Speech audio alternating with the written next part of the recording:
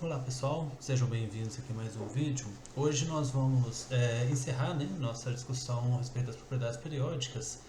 Lembrando então que nas aulas anteriores, nós vimos um pouco da tabela periódica, vimos como que é possível analisar, um aumento, ou melhor, a variação do tamanho dos átomos e também dos íons, dos seus respectivos íons dentro da tabela periódica. Nós vimos a questão a, a respeito da energia, de ionização, que é a energia necessária para remover um dos elétrons do meu elemento químico, do átomo ou de um íon. E vimos e vamos ver hoje então a terceira propriedade periódica que a gente está trazendo aqui, e que a gente vai, que é chamada de afinidade eletrônica.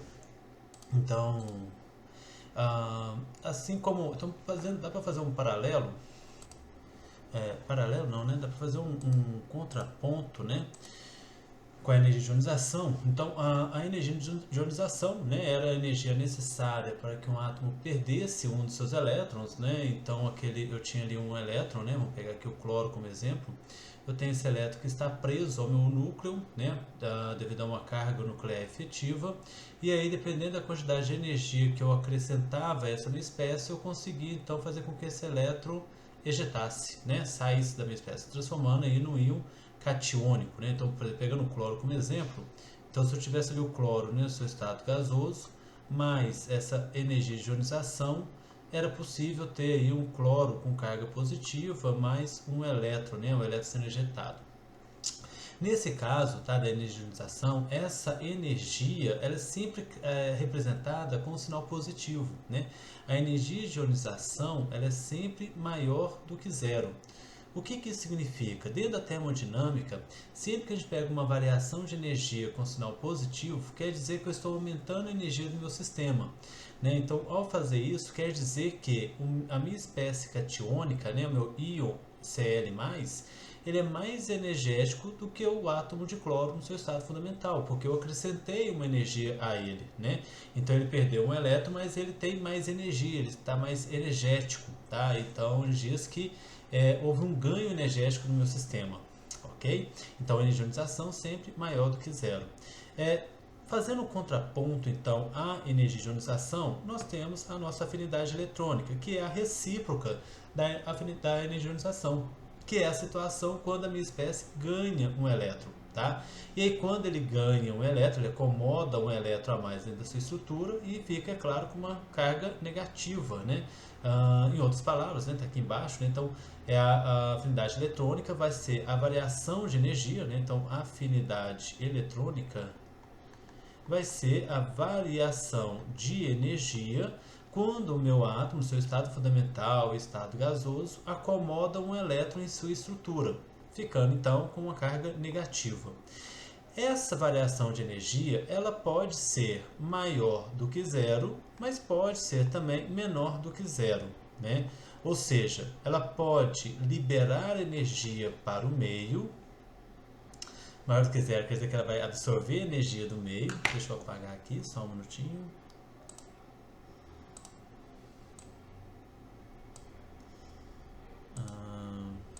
Então, quando essa variação de energia é maior do que zero, significa que ela está ganhando energia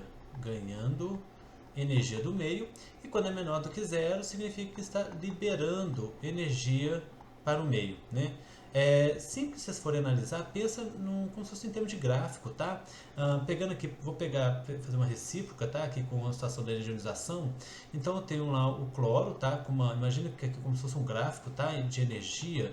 Então eu tenho meu átomo de cloro. Esse átomo de cloro ele ganha uma determinada quantidade de energia e passa a ficar na forma Cl+. Durante esse processo ele perde o elétron, então aqui ele perde elétron. Mas se ele estava com uma energia inicial, tal, e passou para uma energia final que é maior do que a energia inicial. Essa afinidade eletrônica ela pode ter os dois casos, Eu posso ter situações em que um determinado átomo vai ter que absorver energia para ficar no seu estado aniônico, Vou colocar aqui sempre um X, tá, para representar esse elemento químico. Normalmente o X é associado a halogênios, Mas eu vou representar ele aqui de forma genérica, tá ok? Então imagina aqui um gráfico hipotético de energia. Então eu vou ter situações em que ele vai absorver energia para ficar no estado aniônico e eu vou ter situações em que minha espécie vai liberar energia para ficar no estado aniônico, né? Ou seja, no primeiro caso aqui, a minha espécie precisa absorver uma quantidade de energia para manter aquele elétron acomodado dentro da sua estrutura. E nessa segunda situação, ele vai acomodar um elétron, né? Então ele acomoda um elétron e ao mesmo tempo libera energia para o meio, ficando no estado aniônico. Essa aqui, né, essa situação em que uma espécie libera energia para o meio é a que mais acontece, né, é a mais comum, tá ok? Essa é a mais comum, mas não é regra, né? Por exemplo, vou dar o caso aqui dos gases nobres. Quando a gente analisa os gases nobres da tabela periódica, eles estão com o seu octeto completo, nós ainda vamos discutir o que é essa questão do octeto, mas eles estão, vamos dizer, por enquanto, com a sua camada de valência completa, ok? Eles não possuem orbitais vazios e nem semi-preenchidos. Todos os seus orbitais S e P estão completos, né? Tanto os orbitais S quanto o orbital P deles estão completos. Significa que quando para ele acomodar um elétron a mais, ele vai ter que vai ter que acomodar esse elétron adicional numa camada mais energética, né? Ele vai ter que iniciar uma nova camada, né? Então ele não tem elétrons nem no S nem no P, ele vai ter que colocar elétrons, por exemplo, no orbital D, né? Que está lá vazio, tá? Ou no orbital S da camada com nível energético maior, né? Repare então que vai começar uma nova subcamada, uma nova camada, e isso não é favorável termodinamicamente para ele. Por isso, então, a afinidade eletrônica dos gases nobres ela vai ser sempre maior do que zero, né? E vai ter que absorver energia para poder manter aquele elétron acomodado. Diferente da maioria dos outros elementos químicos, né? A maioria dos outros elementos químicos, essa afinidade vai ser negativa, né? Pegar o exemplo aqui, o flúor, né? O flúor, quando ele acomoda o elétron em sua estrutura, ele libera energia para o meio, né? Porque para ele é mais favorável ficar na forma negativa do que na forma neutra, né? Como ele estava, tá? A afinidade eletrônica, tá? Ela pode ser relacionada também com a carga nuclear efetiva, né? Porque a carga nuclear efetiva tem a ver com a força com que o meu núcleo segura aquele elétron. Então, há uma relação aqui entre essa intensidade de energia de atração do meu núcleo, né, que a gente chama de carga nuclear efetiva, com relação a esse novo elétron que vai chegar, né? Então, é claro que se chega um novo elétron ali, quando a minha espécie acomoda um novo elétron, né, como aconteceu aqui com o cloro, quando ele acomoda esse elétron, é claro que aumenta o seu efeito de blindagem e a carga nuclear efetiva dele diminui, né? Mas se a carga nuclear efetiva dessa espécie for muito alta, repare que essa carga nuclear efetiva, mesmo diminuindo, vai ser suficiente para manter aquele elétron acomodado. Diferente dos elementos que têm uma baixa carga nuclear efetiva já no seu estado fundamental, né? Em que ao acomodar, essa carga nuclear efetiva diminui ainda mais, então fica difícil segurar aquele elétron ali. Por isso, então, eu vou ter situações que eu tenho que fornecer energia, inclusive, para ele, para que ele mantenha aquele elétron ali dentro da sua estrutura. E outros casos, como eu disse, a maioria deles, mesmo reduzindo essa carga nuclear efetiva, né, na espécie, ele vai conseguir manter aquele elétron dentro da sua estrutura, tá? Trouxe aqui uma tabelinha também para a gente poder mostrar. Deixa eu só apagar aqui, né, um pouquinho.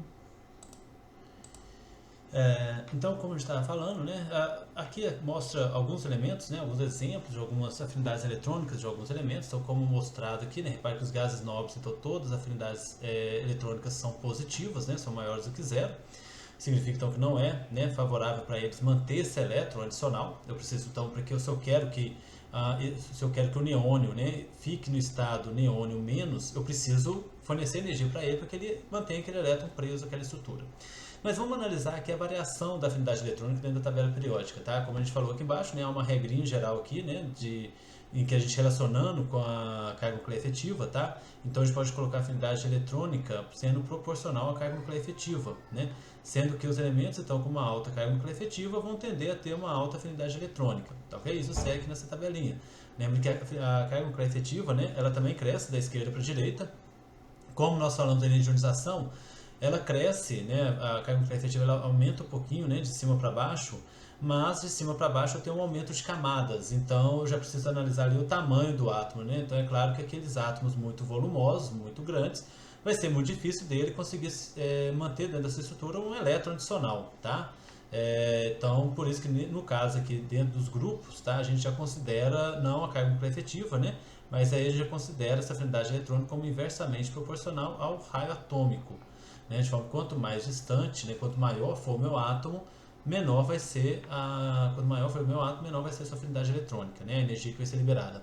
Então vamos analisar aqui a variação. Repare que aqui, né, realmente há um aumento, né, da afinidade eletrônica, passa de menos 73, e aí o aumento, pessoal, na verdade não é um aumento, né, é uma diminuição. Quando eu falar aqui da variação, né, quando a gente fala desse aumento da afinidade eletrônica, a gente fala do módulo dessa afinidade eletrônica, né? Isso é importante a gente deixar claro aqui, né? Por quê? Porque se eu estou falando aqui que a afinidade, quando eu falo que a afinidade eletrônica aumenta da esquerda para a direita, eu quero dizer que da esquerda para a direita os meus elementos vão tender a liberar mais energia. Mas quando eu falo de liberar energia, eu estou falando de valores negativos, tá? Isso significa que os valores então da esquerda para a direita tendem a ficar mais negativos. Então, para ficar mais fácil de analisar, vamos sempre analisar em termos de módulo da afinidade eletrônica. Esqueçam o sinal por enquanto, tá? Então, porque o sinal, como eu disse, ele só dá um sentido dessa energia, né? Positivo significa que a energia está entrando no meu sistema, negativo significa que a energia está saindo do meu sistema.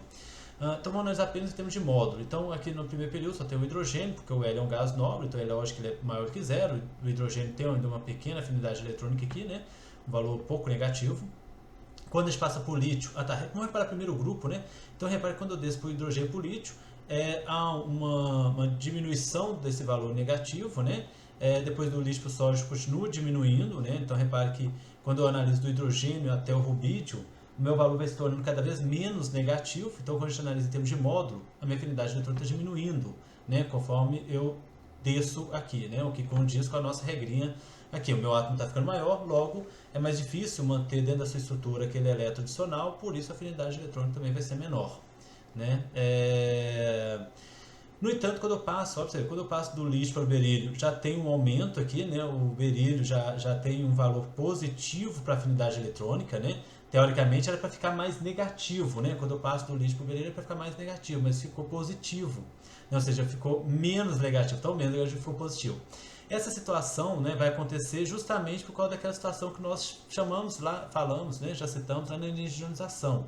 O berílio, ele encontra, né, a sua segunda camada, o seu orbital S, já totalmente preenchido. E essa configuração para ele é bastante favorável, bastante estável.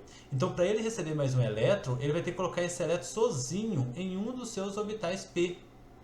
Né, que ele está lá sozinho, ele vai ficar lá, né? Pensa que esse aqui é o elétron adicional, tá, do berílio. Então ele vai ficar sozinho no orbital P. Isso não é favorável para ele. Então por isso que para essa afinidade eletrônica do berílio, né, o valor é positivo, né? No caso aqui do boro, ele já volta a ficar negativo, né? Porque agora ele já tinha um elétron ali mesmo, então ter mais um segundo elétron aqui para ele não faz tanta diferença, né? Continua no estado não tão favorável assim. O carbono também fica mais negativo, do boro para o carbono fica mais negativo. Quando eu vou para o nitrogênio, fica positivo de novo, por causa daquela mesma situação, né? Isso não só para o nitrogênio, tá? Mas para todos os elementos do grupo 5, né? Eles tendem a sentir essa tendência em não receber esse elétron, tá? Repare que o fósforo é negativo, mas é bem menos negativo do que o silício, né? Então repare que já é uma demonstração de que para ele receber esse elétron não é tão bom assim. Então o nitrogênio também, né, assim, todos os elementos, né, da família 5A aqui tem 3 elétrons, né, nos seus orbitais P, e ele tem um estado que a gente chama de semi-preenchido, o que é termodinamicamente falando bastante favorável. Então ele não quer tornar apenas um desses elétrons emparelhados, né? Não quer emparelhar apenas um, ele quer emparelhar os 3, mas emparelhar os 3 para eles é interessante, mas só um não é interessante. Aí do nitrogênio para o oxigênio volta a ficar negativo, o oxigênio mais negativo do que o carbono, né? E o flúor mais negativo do que o oxigênio ainda, tá? Então repare que dentro do mesmo período, né, apesar de ter essas exceções, né, como a gente mostrou aqui o berílio e o nitrogênio, né, há uma tendência, né, realmente da afinidade de eletrônicos se tornar mais negativas. E aí por isso que a gente fala que aumenta a afinidade eletrônica. Lembrando que quando a gente fala de aumento, a gente está falando do módulo dela, né? Aumenta o módulo da afinidade eletrônica. Ou seja, ela se torna mais negativa, tá? Então assim, é bem isso, tá? É bem simples, né? A afinidade eletrônica, né? Espero que vocês tenham entendido. Não há muito o que falar, né? Então só recordando, né? Assim, energia de ionização é energia então para tornar uma espécie, né? Então tem uma espécie no seu estado gasoso, claro, que ao receber uma energia passa para o seu estado catiônico e libera um elétron para o meio. E quando a gente fala de afinidade eletrônica, eu estou pegando uma espécie também no seu estado gasoso, acrescentando a ele um elétron e transformando ele numa espécie aniônica. E aqui eu posso ter tanto a liberação, o ganho de energia, quanto a liberação de energia, tá? Vou colocar como mais ou menos afinidade eletrônica, tá? Ao invés de colocar apenas energia, eu vou colocar já o AE, né, de afinidade eletrônica. Então pode ser mais ou menos, né? Ou seja, eu posso tanto liberar energia quanto absorver energia durante esse processo. Beleza? Pessoal, por esse vídeo é isso, tá? Assim a gente conclui a parte de propriedades periódicas e na próxima, né, a gente já começa então a ver um pouquinho sobre ligações químicas, tá? Até o próximo vídeo então.